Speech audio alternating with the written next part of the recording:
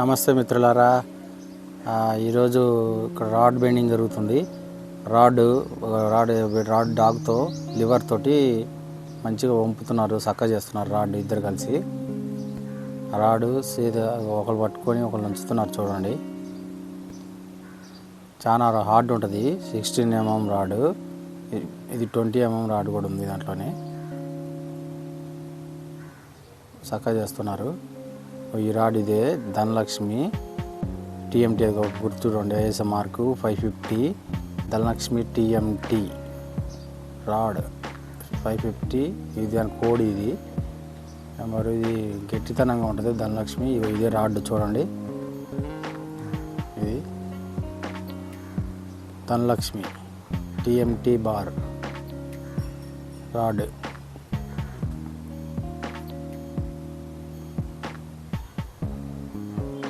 ఇది UltraTech cement బీములకి కానీ స్లాబులకు కానీ పిల్లర్స్కి కానీ అన్నిటికీ వాడతారు. ఇది రాడ్ సిమెంట్ గట్టిగా ఉంటుంది. రాడ్కి సిమెంట్కి చాలా గట్టి దృఢమైనది అల్ట్రాటెక్ సిమెంట్. ఇగో రింగ్స్, ఇప్పుడు ఇందాక రాడ్ చూపించాను కదండి, అది బీమ్స్కి రింగ్స్ అన్నమాట. ఇవి రింగ్ ఇట్లా వంపుతున్నారు సెంటరింగ్ వాళ్ళు. ఈ రింగుతోనే దానికి బలం వస్తుంది. రాడ్ లెంత్ ఫుల్ రాడ్ ఉంటుంది కదా, లెంత్ రాడ్కి ఈ రింగ్ వంపుతున్నాడు కదా, ఆ వంపిన రింగ్ని దాని చుట్టూ పెట్టి వైర్తో కడతారు. ఇది ఇట్లా వంపుతారు రింగ్ని. 8 mm రింగ్ ఇది. అట్లా 4 సైడ్లు వంపి పక్కకు పెడతారు ఇట్లా రింగ్. అట్లా ఇవన్నీ రింగ్స్ అండి. ఈ రింగ్స్ చూడండి, ఇక వంపుతున్నాడు.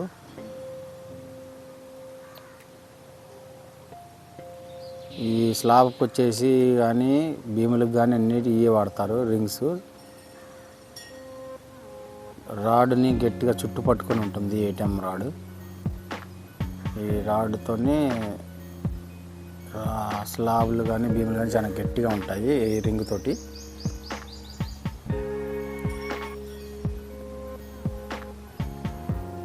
ఈ వంపే వాళ్ళు కూడా చాలా గట్టిగా అన్ని తిని ఉంటేనే రాడ్ రింగ్ని వంపుతారు. ఇది 8 mm రింగు. ఈ సైజు వచ్చేసి 9 inch 12 అదనమాట. అది చూడండి రింగు. ఇది ఈ విధంగా పంపిన రింగ్ని మనం ఫుల్ రాడ్కేసి కట్టుకుంటారు అన్నమాట. ఈ రాడ్కి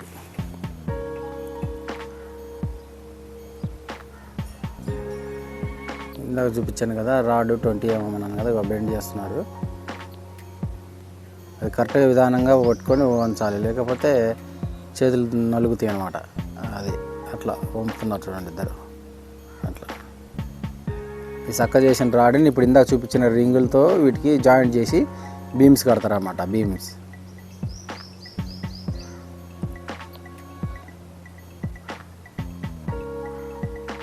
ఇది డాగ్ అంటారు, లివర్ అంటారు. రాడ్ చక్క చేసేదాన్ని డాగ్ అంటారు అన్నమాట ఎక్కువ శాతం సెంటరింగ్ వాళ్ళు.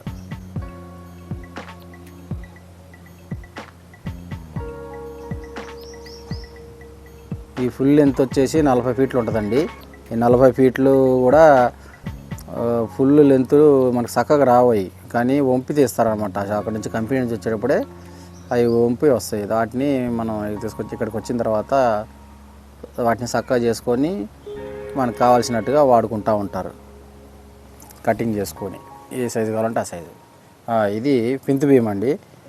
ఫింత్ బీమ్కి మేస్త్రి బీమ్ ఎక్కడెక్కడ వస్తుందో చూసుకొని అక్కడ దాని కింద మట్టి అంటకుండా ఉండేటందుకు బీమ్కి కింద ఇటుక రాయితోటి లైన్గా పేర్చి బీమ్ ఏ విధంగా వస్తుంది, ఎటు సైడు వస్తుంది అనేది మార్కింగ్ లాగా అనమాట. ఇటుక రాయితో పెట్టి చుట్టూతో అట్లా ఇటుకలు పెడతారు.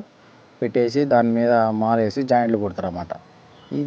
ఇట్లా కూడితే ఆ కింద ఉన్న మట్టి అనేది ఈ భీముకు మనం రాడ్ కడతాం కదా, దానికి అంటుకోకుండా సిమెంటు అని తగలకుండా మట్టి ఉండటానికి ఇటుక రాయితో పడుతుంది అన్నమాట.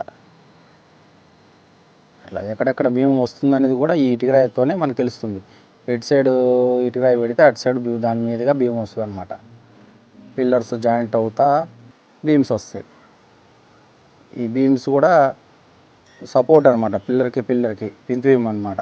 సపోర్ట్ ఖచ్చితంగా ఉంటుంది. అంటే బీమ్లో కింద భూమిలో కుంగిపోకుండా బీమ్ కూడా సపోర్ట్ చేస్తుంది అనమాట. పిల్లర్లు అటు ఇటు జరగకుండా కానీ కిందకు వంగకుండా కానీ పెంచి బీమ్ అనేది మంచిగా గట్టితనంగా పట్టుకొని ఉంటుంది. అది ఈ బీమ్. ఇక అప్పుడు ఇందాక నేను చెప్పాను కదండి, ఆ రాడ్లు ఫుల్ లెంత్ రాడ్లు చక్కగా చేశారు కదా, వాటికి ఇందాక చక్కగా చేసిన రింగులు తీసుకొచ్చి ఇప్పుడు ఆ రాడ్లతో మొత్తం సమానంగా పేర్చి రింగులు వాటిలలో దూరుస్తున్నారు చూడండి. అట్లా రింగులు కాలంతో జాయింట్ అవుతా ఆ కాలం నుంచి ఈ కాలంకి రింగులు ఫుల్ రాడ్ వేసుకొని రింగులు తొడుగుతూ ఉన్నారు. ఇట్లా ఆ విధంగా అన్ని రింగులు వాటికి తొడుగుతారు అన్నమాట, జాయింట్ చేస్తారు.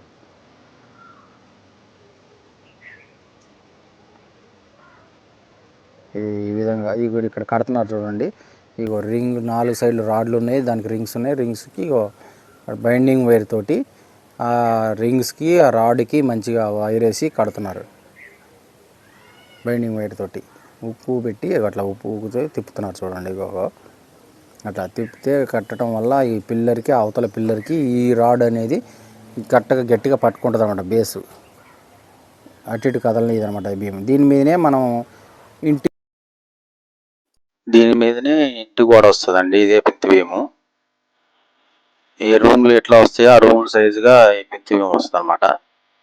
వీటి మీదనే గోడలు వస్తాయి, చుట్టూ పిల్లర్లు జాయింట్ అవుతా గోడలు. ఇదే పెద్ద భీము. కాంక్రీట్ పోస్తున్నారు చూడండి.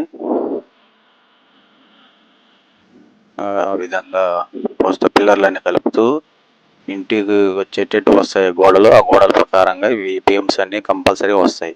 ఈ భీముల మీదనే మనకి పెద్ద భీము వస్తుంది కదా, దాని మీదనే గోడలు వస్తాయి అన్నమాట. 9 ఇంచ్ వాల్స్ కానీ 4 ఇంచ్ వాల్స్ కానీ వీటి మీదనే వస్తాయి. బెడ్రూమ్స్, కిచెన్, హాలు ఇవన్నీ ఇదే రూమ్లుగా ఈ భీముల మీదనే వస్తాయి అన్నమాట. ఇది ఇంకొన బీమ్స్ పోసిన తర్వాత మనం పిల్లర్ చుట్టూతా ఫస్ట్ తీసిన గుంతలు ఉంటాయి కదా, ఆ గుంతల నుంచి మళ్ళీ మట్టి యథావిధి దింపాలి కాబట్టి మట్టి పోసిన తర్వాత ఈ నీళ్లు పెట్టి గాతాలు వేయాలి. ఇట్లా గాతాలు మనిషిని పెట్టుకొని ఇట్లా గడపతో బాగా కిందికి దింపితే గాతాలు అంటారు వీటిని. ఇట్లా గాతాలు దగ్గరగా వేసి నీళ్లు పెట్టితే ఆ హోల్స్ ద్వారా అట్లా నీళ్లు లోపలికి వెళ్ళి మట్టి అనేది సర్దుకుంటుంది అన్నమాట కింద హోల్స్ లేకుండా. అట్లా 2 రోజులు 3 రోజులు కంపల్సరీగా ఈ పెంతులు లెవెల్లో ఈ మట్టిని బాగా దింపాలన్నమాట నీళ్లు పెట్టి. దింపితే ఏమైందంటే ఫ్యూచర్లో మనకి కింద మట్టి దిగటం కానీ ఇటు కానీ గుంతలు అవ్వటం కానీ అట్లాంటివి ఉండదు అన్నమాట. మట్టి ఇప్పుడు ఈ పెంతుల తర్వాత అమ్మటే మట్టి పోసుకొని మంచిగా మనం దింపితే భూమిలో కూడా ఎక్కడ హోల్స్ లేకుండా గ్యాప్లు లేకుండా ఉంటాయి. తర్వాత కూడా ఈ పందికొక్కులు ఇట్లాంటి ఎలికలు పలికలు కూడా రాకుండా మట్టి సాయిలు గట్టిగా ఉంటుంది అన్నమాట ఈ దింపటం వల్ల. ఇది అయిన తర్వాత మనం చీమల మందు ఉంటుంది కదా, అది చెదల మందు అది కొట్టుకోవాలన్నమాట కంపల్సరీ. చెదల మందు కూడా కొడితే ఏమైందంటే ఫ్యూచర్లో మళ్ళీ ఎప్పుడన్నా గుమ్మాలకి అని చెదులు కానీ అట్లాంటివి పట్టకుండా ఉంటాయి. ఇది నీళ్ళు పట్టిందంతా అయిపోయిన తర్వాత చేయాలన్నమాట. ఇగో దింపుతున్నారు చూడండి, నీళ్ళు పెట్టాడు బాగా. గడ్డపార చూడండి ఎంతవరకు వెళ్ళిపోయింది. 6 ఫీట్లు ఉంది గడ్డపార, కనీసం 5 ఫీట్ల వరకు వెళ్ళిపోయింది లోపలికి. అది అట్లా దింపుతా ఉంటే నీళ్ళు పైకి నుంచి కిందకి వస్తూ ఉంది మట్టి. చిన్నగా ఒక్కొక్క నుంచి దిగుతూ ఉంది మట్టి. ఈ మట్టిని దింపి తర్వాత ఒక లేయరు 4 ఇంచ్ మందం బీమ్స్ లెవెల్కి దొడ్డు కంకర వేసుకుంటారు. అలాగే లైక్ చేయండి, షేర్ చేయండి, కామెంట్ చేయండి, సబ్స్క్రైబ్ చేసుకోండి. మీ Arunachala Sivas 759 YouTube channel. Thank you for watching.